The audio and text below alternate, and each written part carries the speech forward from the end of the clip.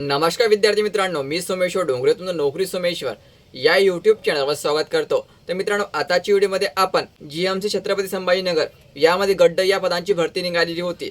जर तुम्ही यासाठी अर्ज भरला असेल तर आता याचा निकाल जाहीर करण्यात आलेला आहे। तर हा निकाल तुम्ही कशा प्रकारे पाहू शकता याबाबतची सविस्तर माहिती पाहणार आहोत। तर यासाठी तुम्ही हा व्हिडिओ शेवटपर्यंत पाहायचा आणि चॅनलवर नवीन असेल चॅनलला सबस्क्राइब करा। नोकरीविषयीची प्रत्येक अपडेट तुम्हाला आपल्या यूट्यूब चॅनल मिळत राहील।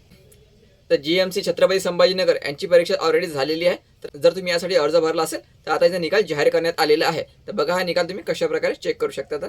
तर बघा मित्रांनो, जीएमसी छत्रपती संभाजीनगर तर तुमची जी परीक्षा आहे हे 25, 26 आणि 28 ऑगस्ट रोजी झालेली होती। ठीक आहे, लक्षात ठेवायचं 25, 26 आणि 28 ऑगस्टला झालेली होती।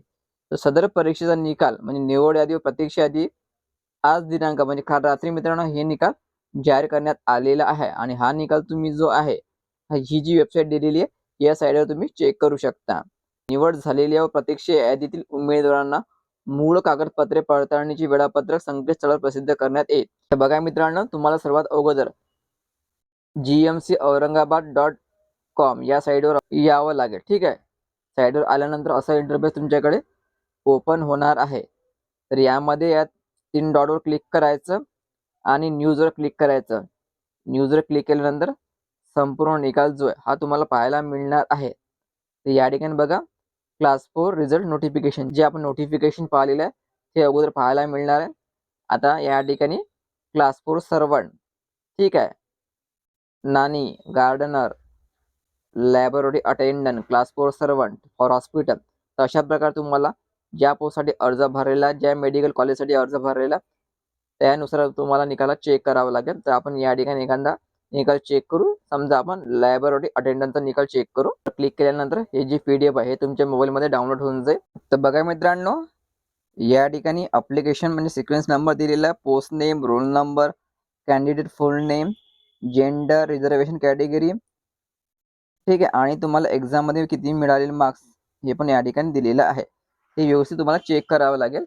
हा जो निकाल पाहताय आपण हा लॅबोरेटरी अटेंडंटचा आहे। ठीक आहे, तर बघा या ठिकाणी निकाला कशा प्रकारचा लावण्यात आलेला आहे। 170 हायेस्ट आहे। यामध्ये टोटल 4275 विद्यार्थ्यांनी ही एक्झाम दिलेली होती आणि यामध्ये काही विद्यार्थ्याला 2 मार्क्स पण मिळालेले आहे। 40 मार्क, 28 मार्क असे पण या ठिकाणी मिळालेले आहे। तर मित्रांनो, तुम्ही हा जो निकाल आहे तुमच्या रोल नंबरनुसार चेक करू शकता किंवा तुमचं नाव टाकून पण आपला निकाल चेक करू शकता। ठीक आहे, संपूर्ण निकाला व्यवस्थित चेक करायचा। ज्या पोस्टसाठी तुम्ही अर्ज भरलेला असेल त्या पोस्टची PDF डाउनलोड करायची आणि आपला निकाल चेक करायचा। तुम्हाला एक्झाममध्ये किती मार्क्स मिळालेले हे तुम्ही आता चेक करू शकता।